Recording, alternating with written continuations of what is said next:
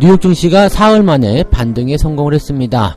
자, 아직까지는 금리 인상, 양적 긴축에 대한 부담감이 계속적으로 투자자들을 짓누르고 있지만 경제지표 좋게 나왔죠. 고용이 견조한 모습을 유지하는 그런 흐름이 나타났고요. 그 다음에 이번에 금리 인상에 대한 어떤 이슈들, 양적 긴축에 대한 그런 이슈들이 이미 알고 있었던 이야기들을 더욱더 확실하게 만들기 위한 어떤 사전 정보 전달이다, 이런 식으로 구분이 되면서 투자자들이 약간은 진정하는 모습이다 라고 분석이 되고 있습니다. 자세한 이야기 전달해 드리고요. 자, 지금 대선이 끝나고 나서 한 달여가 지났습니다. 자, 그러면서 정책주로 떠올랐었던 건설주와 건자재 관련한 종목군들의 움직임들이 서로 바뀌고 있습니다. 건설주들은 하락세로 진행이 된 반면에 건자재 관련주들은 상승세를 보이고 있습니다. 자, 건설이나 건자재는 어떻게 보면 비슷한 것 같긴 한데 왜 이 두 업종의 움직임들이 서로 다르게 나타나고 있는지 알아보도록 하겠습니다. 유가가 최근에 계속적으로 상승세를 보임에 따라서 정유주와 석유화학주들의 실적이 서로 엇갈리고 있습니다. 정유 섹터 같은 경우는 역대급 실적이 나올 것이다, 이런 전망이 나오는 반면에 석유화학주들은 약간 부진한 모습들을 예상이 되고 있습니다. 자, 석유화학도 지금 실적이 증가할 수 있는 가능성이 있기는 한데 왜 이렇게 실적이 부진하게 나와서 시장에서 찬밥 신세를 면하지 못하고 있는지 알아보도록 하겠습니다.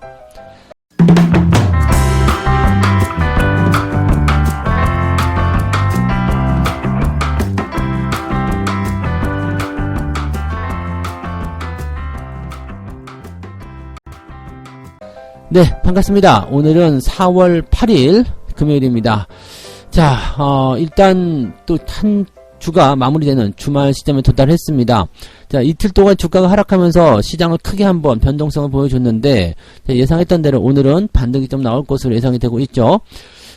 지금 다우지수와 나스닥 모두 플러스로 마감이 됐습니다. 다우지수는 0.25%, 나스닥은 0.06% 상승 마감이 됐습니다. 상승이라고 하기에는 조금 작죠. 그래서 그냥 강보합 유지가 되었다, 이 정도긴 한데 중요한 거는 하락세를 계속해서 보이고 있었기 때문에 하락 흐름이 멈췄다라는 것이 중요한 부분인 것 같고요.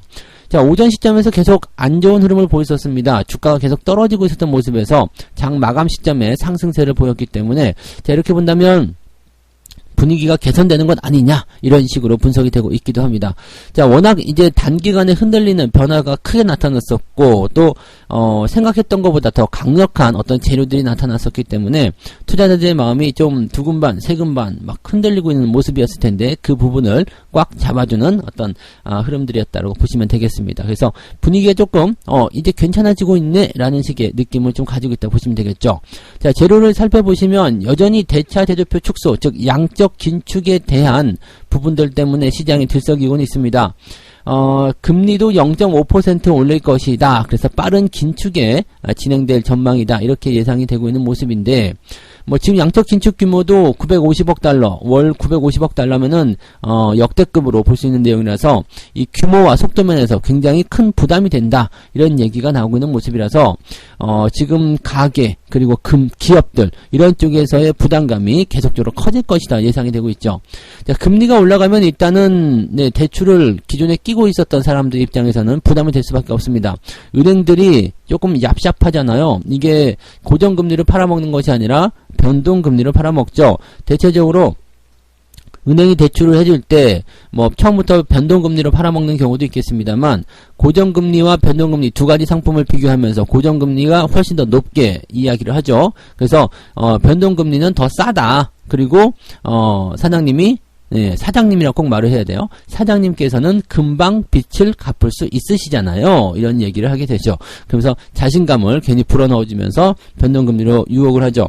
금리 인상기에서는 대체적으로 이 변동금리 상품을 많이 이야기해서 은행이 대출을 할 때 자기들에게 유리한 쪽 방향을 좀 가져가게 되고요. 금리가 인하되는 시점에서는 고정금리를 많이 권장하긴 합니다. 뭐 아무튼 뭐 그 은행이 돈을 벌기 위한 수단이니까 그렇게 보시면 되겠는데, 어쨌든 이 기업들의 부담감이 커질 수밖에 없다. 근데 이게 완만한 그런 금리 인상이라든지 이러면 상관없는데 0.5%씩 막 이렇게 인상이 돼버리면 부담이 커질 수밖에 없겠죠. 제임스가 또 뭐라고 쭝얼쭝얼 하는데, 뭐라고 쭝얼거리느냐, 올해 기준금리를 3.5% 부분까지 인상해야 된다. 이게 너무 심한 거다라고 일단은 말씀드릴 수 있습니다. 지금 이제 한 차례 올렸단 말이에요. 근데 기준금리를 3.5까지 올린다. 이렇게 되려면 0.5%씩 계속 가야 된다는 얘기잖아요.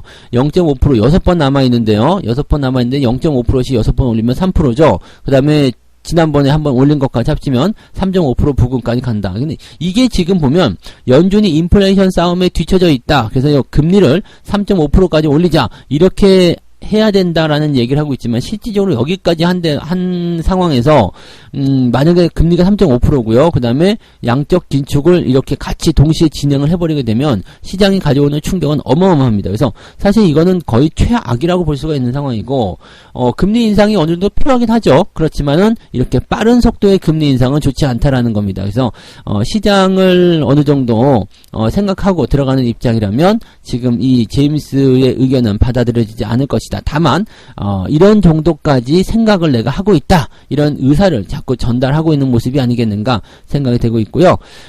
지금 0.5%에 대한 금리 인상, 이 부분은 이제 5월 달에는 거의 진행이 될 것으로 예상이 되고 있지만, 그 이후의 상황에 대해서는 일단 시장 상황에 맞춰서 또는 물가 인상률, 즉 인플레이션 상황에 맞춰서 다시 재조정이 될 수도 있다라는 생각이 들 수 있겠습니다.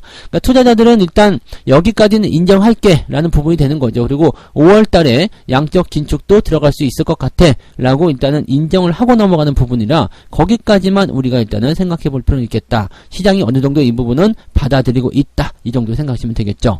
자, 이런 상태 속에서 고용지표가 좋게 나갔습니다. 미국의 실업지표가 54년 만에 최저 수준을 나타냈다.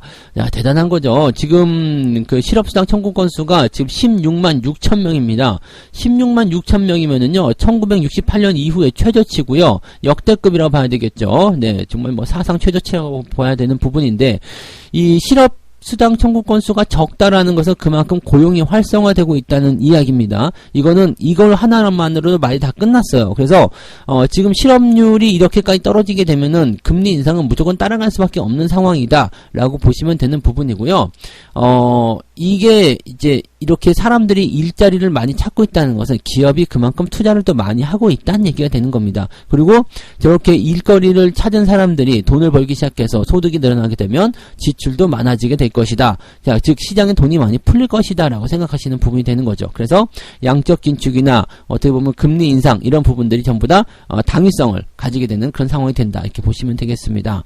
자, 어쨌건 이런 내용들이 뭐 시장에 부담감을 주는 요소도 있고, 아니면은 이제 긍정적인 요소를 주는 부분도 있겠습니다만, 뭐 딱 우리가 생각할 수 있는 부분이 이겁니다. 경기는 좋아지고 있다라는 그 사실은 변함이 없는 부분이고, 그런 상황 속에서 금리가 너무 급하게 올라가는 부분들 정도는 막아줘야 된다. 다만 인플레이션이 변수다라고 보시면 되겠죠. 어느 순간부터 러시아 이슈가 쑥 들어간 상황인 것 같은데, 러시아 상황이 흐지부지가 돼버린다라면 네, 금리에 대한 부분들도 조금 완급 조절하지 않을까 생각합니다. 어쨌건 물가 인상에 대한 부분들이 러시아가 한몫을 단단히 하고 있는 거잖아요. 유가 상승이라든지 이런 부분도 있기 때문에, 그래서 이런 것들이 조금 진정을 할 수 있다라면 네, 이런 상태로 뭐 그냥 굳어지게 된다면 시장이 그냥 알았어 받아들일게 라고 이야기가 나올 수 있다는 얘기가 되겠습니다. 자, 어쨌건 지금 현재 이런 상황들은 다음 회의에서 0.5%의 금리 인상이 결정될 수 있도록 미리 그런 상황들을 이야기하고 있는 것 같다라고 얘기하고 있는 것 같고요. 투자자들은 이제 그런 사실들을 받아들여야 될 것이고, 당분간은 그래서 변동성이 높은 수준은 유지할 수 있을 것이다, 이렇게 얘기를 하고 있는 거죠. 변동성이 높다라는 것은 등락이 좀 커진다라는 것을 의미한다 보시면 되겠습니다. 뭐 미국 증시 상황 보시면은 일단 하락을 멈췄고, 또 어느 정도 시장이 그런 재료들을 반영을 하고 있는 상태다라고 판단할 수 있기 때문에 국내 증시도 일단은 어제 많이 내려서 오늘 뭐 기술적 반등이든 아니면은 횡보라도 강보합 수준의 상황들을 좀 유지할 수 있지 않을까, 어제 내려온 것들을 오늘 조금 네, 만회해 주지 않을까라는 생각은 좀 해볼 수가 있겠습니다. 네, 참고하시면 되겠고요. 두 번째 이야기 넘어가도록 합니다. 지금 대선이 끝나고 나서 한 달이 지났습니다. 정책 수혜주들 중에서 건설주와 건자재 종목들이 계속 이제 변수를 만들어내고 있었는데, 지금 대선 이후에 한 달여간 건설 지수는 3% 정도 하락했다고 합니다. 그리고 건자재 같은 경우는 이제 올라가는 모습이 좀 나타났는데, 건설주들이 이제 대체적으로 이제 뭐라 그럴까, 공통적인 어떤 이슈가 될 수 있는 정책주라고 볼 수 있었죠. 주택 공급이라든지 이런 부분들 굉장히 중요한 이슈였잖아요. 그래서 건설주들, 특히 이제 주택을 공급하는 이제 주택 공급 능력이 있는 그런 기업들의 기대치가 많이 높아졌다고 볼 수는 있겠습니다. 현대건설, GS건설, 대우건설, DL, ENC 이런 건설 업종의 대형주들이 뭔가 기대치를 모았었는데 지금 대부분 다 하락했어요.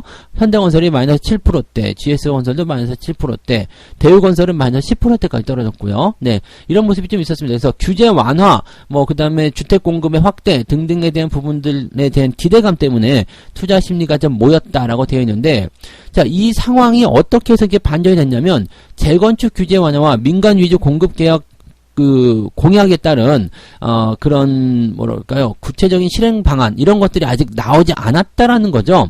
그래서 이쪽 부분에 대한 어떤 기대치는 계속 높아지고 있는 모습이긴 한데 아직까지는 확실하게 나오지 않았다. 근데 이게 공약이기 때문에 이런 부분들이 이제 지켜지긴 할 것 같은데 언제냐, 그런 부분 때문에 상승 동력이 조금 꺾여 있다라고 보시는 부분이 되는 것 같습니다. 그러면 이제 비수도권 일부 지역에서 미분양 물량이 늘어나기 시작했다라는 것이 이제 약간의 이제 주택 공급에 뭔가 문제 있지 않겠느냐, 이런 식의 얘기도 나오고 있는 부분이죠. 자, 그런데 이런 상황 속에서 건자재는 왜 올라갔냐? 건자재는 이제 건설 자재입니다. 창호, 주방 가구, 인테리어, 시멘트, 페인트 이런 것들이 이제 포함이 되는데, 시장 규제의 기대 완화감에 더해서 원가 상승에 따른 실적 개선 이런 것들이 이제 점쳐지고 있다라고 되어 있습니다. 지금 다 제품 가격을 인상하고 있다는 이야기예요. 지금 보면은 리모델링이나 이런 것들에 대한 수요가 늘어날 것이다라고 되어 있는 부분인데, 여기에 대한 가격 인상이 일어나고 있다는 거, 이게 굉장히 중요하죠. 그래서 시멘트 업체들도 지금 공급 가격을 인상하는 쪽으로 진행되고 있다. 이미 가격을 인상한 쪽도 있어요. 그리고 지금 창호, 그 다음에 가구 이런 쪽도 계속적으로 이 가격을 인상시키고 있다라는 부분입니다. 이 기업들의 제품 가격, 이게 공급 단가가 올라가게 된다라면은 이거는 소비자에게 그대로 전가가 돼서 우리는 물가가 또 올랐네, 아우 왜 이렇게 비싸졌어요, 이렇게 생각할 수 있는 부분이 되겠습니다만, 기업들 입장에서는 실적이 늘어나는 하나의 어떤 기대 요소가 되는 거죠. 그래서 우리가 주식 투자하는 이유가 거기에 있습니다. 우리가 이제 일을 열심히 해서 벌어들이는 그런 금액들은 한정적이잖아요. 그런데 이 물가 인상에 대한 부분 때문에 기업들의 실적이 늘어나는 것은 무한정이기 때문에요. 얘네들이 지금 꼭 가격을 인상시키는 부분들이 우리한테 필요 없는 거라면 상관없는데 우리한테 필요한 부분이 되는 거고, 또 수요가 늘어날 수 있는 부분이라면 기업들의 실적은 어마어마하게 뛸 수밖에 없어요. 그래서 우리가 이제 그런 부분에서 이제 물가 인상으로 인해서 뭔가 피해를 봤다 그러면은 기업들의 주가를 통해서 그것을 보상받는 그런 상황도 생각해 봐야 된다는 얘기가 되는 거죠. 자, 지금 보면 이제 시멘트 관련한 부분들이 실질적으로 이제 더 많은 상승률을 가질 것이다라고 얘기가 좀 되고 있죠. 톤당 10,000원 인상을 한다고 한다면, 이것도 굉장히 보수적이지만 이렇게 한다고 하더라도 기업들의 평균 매출은 15%나 증가한다고 되어 있습니다. 그러니까 수요가 증가하는 상태에서 가격이 인상되니까 기업들의 실적이 크게 증가할 수밖에 없다, 이렇게 보시는 부분이 되는 거죠. 자, 그러면 지금 건설주들은 이제 끝이냐, 이제 못 가는 거 아니냐, 이렇게 되실 수 있겠습니다만, 제가 아까 전에 방금 말씀드렸던 것처럼 아직 제대로 된 정책의 방향성이 결정되지 않았다. 이거 왜 그래요? 아직 정권을 이양받지 못했기 때문이죠. 제가 방송에서도 한번 언급해드린 적이 있을 겁니다. 이 4월 한 달 동안, 즉 5월 10일 전까지는 계속 들쭉날쭉한 모습이 분명히 있을 거라는 이야기예요. 왜냐하면 아직까지는 확정된 게 아니라 그냥 공약이거든요. 그것을 확인하는 정도의 작업이다라고 보시면 되기 때문에 실제로 이제 공약으로 내세운 이야기들이거나 또는 정부가 꼭 반드시 시행해야 되는 정책들, 이런 것들은 이제 5월 10일 이후부터 서서히 윤곽을 드러내기 시작할 것이다 라고 보시면 되는 거죠. 거죠. 그러니까 이 정책주들 같은 경우는 조금 중장기로 보셔야 되는 입장이 좀 있는 거고요. 주가가 좀 내려가는 흐름들이 있다 그러면 내가 미리 사놨다 그러면 좀 내려간 시점에서 다시 확실시되는 시점이 된다라면 추가 매수도 충분히 가져갈 수 있다는 얘기가 되는 거죠. 그래서 건설주들 같은 경우 지금 약간 변수를 보인다고 하더라도 네, 특별하게 뭐 악재가 나올 만한 상황은 아니잖아요. 그렇기 때문에 네, 너무 걱정하지 않으셔도 된다라는 이야기 해드리고요.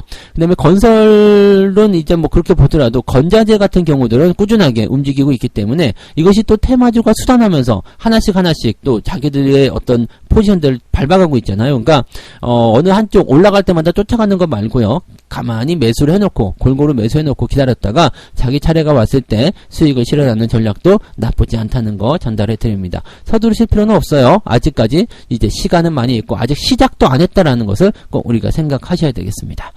세 번째 이야기 넘어갑니다. 유가가 최근에 계속적으로 상승하는 모습 좀 보여줬죠. 그래서 100달러, 유가가 이제 100달러 상황이 오다 보니까, 여기에 대해서 이제 관련 업종들이 있잖아요. 석유화학과 정유사, 이 두 가지. 약간은 이제 비슷하면서 좀 다른 그런 업종들인데, 이 업종들의 실적이, 서로 완전히 극명하게 갈려지고 있다. 이런 얘기가 나왔습니다. 지난해에도 강세를 보였었던 원유 가격이, 지금 러시아와 우크라이나 때문에 다시, 네, 상승세를 보였다라고 되어 있는 모습인데, 이 원유 가격이 급등하게 되면 정유사의 정제 마진이 크게 늘어나게 된다고 합니다. 정제 마진은 석유 제품 가격에 각종 비용을 뺀 금액이다라고 되어 있는데 정유사의 수익성을 결정하는 결정적인 지표죠. 그러니까 즉 정제 마진이 높아지면 높아질수록 석유 기업들의 수익률은 올라간다라고 되어 있습니다. 근데 이 정제 마진이 이렇게 그 원유 가격이 급등하게 되면서 크게 상승하게 되었다라는 얘기가 되는 부분이고요. 지금 정유사의 1분기 호실적 당연히 나올 것이다라고 전망되고 있습니다. S오일의 1분기 실적은 매출이 9조 원대, 영업이익이 1조 원대. 야, 이게 불과 1, 2년 전만 하더라도 적자였었는데 지금 흑자로 확 전환됐죠. 그러니까 코로나 상황을 완전히 벗어난 그런 모습이 되었다고 보시면 되는 거고요. 자, 이 정도라면은 대단한 어떤 이슈라고 보실 수 있는 상황이 될 것 같습니다. 그리고 SK이노베이션 같은 경우는 지금 전년 동기 대비해서 182% 늘어났을 것이다 라고 되어 있습니다. 이제 이렇게 정유주들의 실적이 증가하니까 주가가 올라갈 것이다 라고 생각하기는 조금 어렵죠. 네. 물론 정유 섹터의 어떤 그런 성장이나 이런 부분들은 굉장히 밝은 상황이 있긴 있습니다만 유가의 어떤 변동성에 따라서 조금 이제 뭐 수요가 줄어든다든지 이렇게 된다라면 부담은 좀 될 수 있겠죠. 하지만 이 정제 마진이 늘어나는 부분은 당연히 긍정적으로 우리가 해석할 수가 있습니다. 그리고 정유사들의 어떤 부분들은요, 물가 인상 또는 유가 상승에 대한 부분과 계속적으로 관련이 되어 있기 때문에 이 부분은 긍정적으로 볼 수 있는 거고요. 또 한 가지, 또 경기가 회복세에 들어가게 된다면 정유주들의 어떤 실적 증가도 계속 일어날 수 있겠습니다. 그래서 정유 섹터들이 실제로 손실을 봤었던 부분들은 지난 코로나 때 말고는 없었던 것 같죠. 계속적으로 흑자 또는 계속 성장하고 있었던 그런 부분이기 때문에 정유 섹터의 움직임들도 긍정적으로 우리가 풀이해 볼 수가 있는 거고요. 반면에 지금 석유화학 같은 경우는 좀 부진하다라는 전망이 나오고 있잖아요. 근데 뭐 석유화학 같은 경우는 이제 그 기초 원재료로 쓰이는 것이 이제 이런 석유 원료 이런 쪽이잖아요. 그래서 나프타 가격이 또 최근에 급등하면서 원가 부담이 굉장히 커졌다라고 되어 있습니다.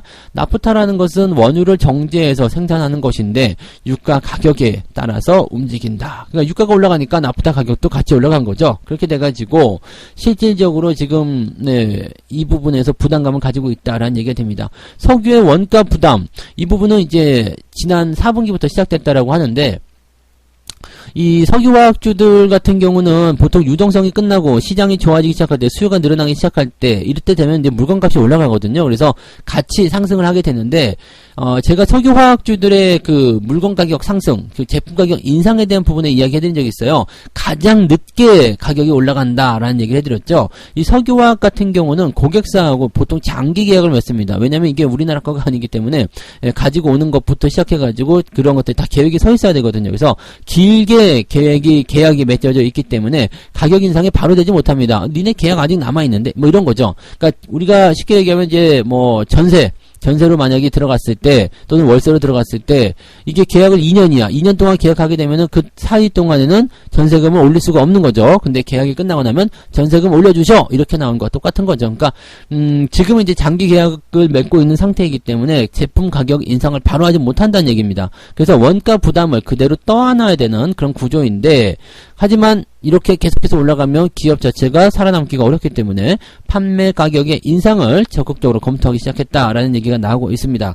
이 원가를 제품 가격에 반영을 해서 소비자에게 전가하기까지는 시간이 조금 필요하다라는 것이 일단 일반적인 부분이고, 이렇게 된다라면 네, 실적이 좋아지기 시작할 텐데 아직 그것이 적용되지 못한 시점에서는 실적이 조금 부진할 수밖에 없다라는 것이 이제 일반적인 평론이라고 보시면 되겠습니다. 그러면 결과적으로 뭐겠어요? 석유화학주들도 네, 지금 실적 부진을 겪고 있겠지만 결과적으로는 다시 회복이 될 것이고 또 실적이 증가하는 모습까지 진행이 될 것이다. 이렇게 판단을 하실 수 있다는 얘기가 되는 거죠. 그러면 석유화학주들도 지금 당장 뭐 떨어지는 부분들을 뭐 떨어지는 칼날을 잡을 필요는 없겠지만 관심 있게 지켜봐야 되죠. 왜냐면 조만간 물건 가격이 올라가면서 이 부분을 만회하게 될 테고, 그러면 지금 현재 뭐 실적이 안 좋게 나왔다 그러면 이게 실적이 좋아지는 부분들이 진행이 되면은 눈에 띄게 좋아질 거란 말이죠. 그래서 그 상황들이 이제 주가를 끌어올리는 중요한 요소가 될 것이다. 이렇게 판단하시면 되겠습니다.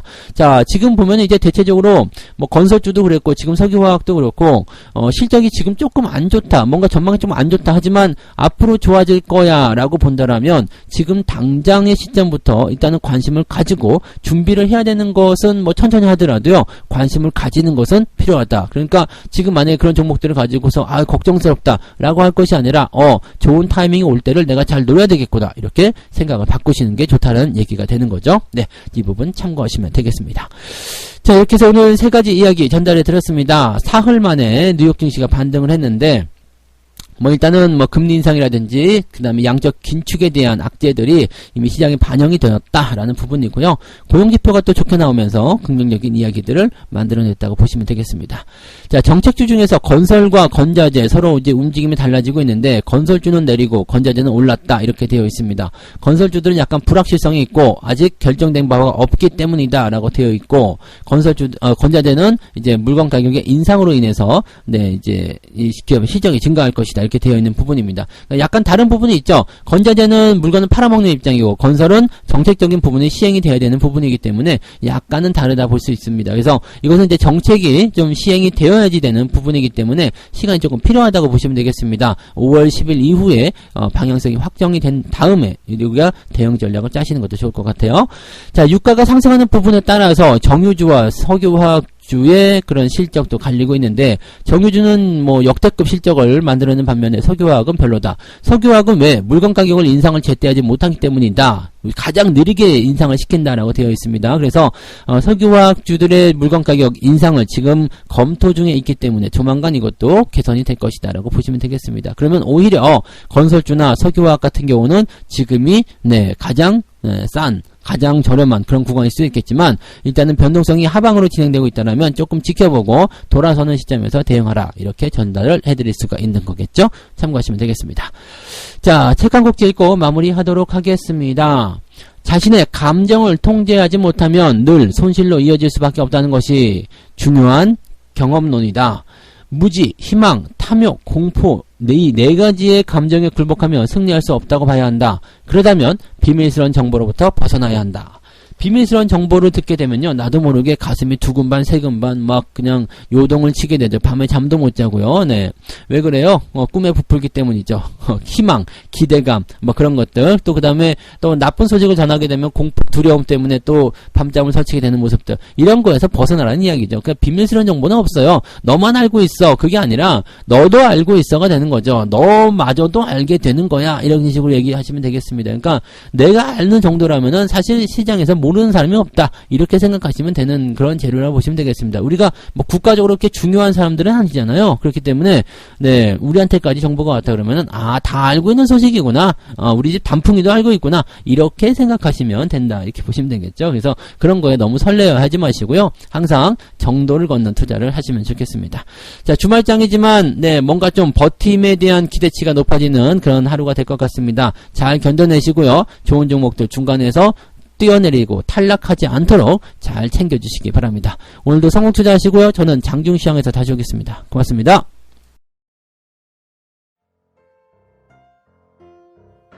본 방송에서 제공되는 모든 정보는 투자 판단의 참고 자료이며 투자의 최종 책임은 본 방송을 이용하는 본인에게 있습니다.